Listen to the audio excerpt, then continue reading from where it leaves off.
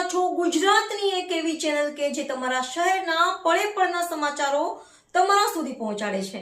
સ્વાગત છે આપનું A1 અભિક્રાઇમ ન્યૂઝમાં। હું છું એન્કર અર્પિતા પટેલ।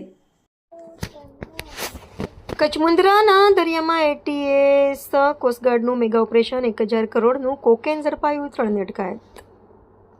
ગુજરાત એટીએસ અને ઇન્ડિયન કોસ્ટગાર્ડે સંયુક્ત ઓપરેશનમાં મુન્દ્રા પોર્ટ તરફથી આવી રહેલા જહાજમાંથી અંદાજિત ₹1000 કરોડની કિંમતનું કોકેન ઝડપી પાડી આંતરરાષ્ટ્રીય ડ્રગ્સ રેકેટનો પર્દાફાશ કર્યો છે। ડ્રગ્સનો જથ્થો દિલ્હીના દ્વારકા વિસ્તારમાં રહેતા 2 શખ્સોને પહોંચાડવાનો હોવાનું પ્રાથમિક તપાસમાં સામે આવ્યું છે।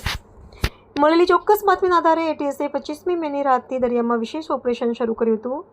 26મી મેની વહેલી સવારે ઇન્ડિયન કોસ્ટગાર્ડની મદદથી શંકાસ્પદ બોટને રોકી તપાસ હાથ ધરતા કોકેનનો મોટો જથ્થો મળી આવ્યો હતો। ઓપરેશન દરમિયાન 2 નાઇજીરિયન નાગરિકો સહિત કુલ 3 આરોપીઓની અટકાયત કરવામાં આવી છે અને તેમની પૂછપરછ ચાલી રહી છે। તપાસ એજન્સીના જણાવ્યા મુજબ ડ્રગ્સની ડિલિવરી દરમિયાન 2 યુવકોને કરવામાં આવવાની હતી। દરમિયાન દરોડા વખતે એક શખ્સ દરિયામાં રિપોર્ટર ભરત ઠાકોર, કચ્છ।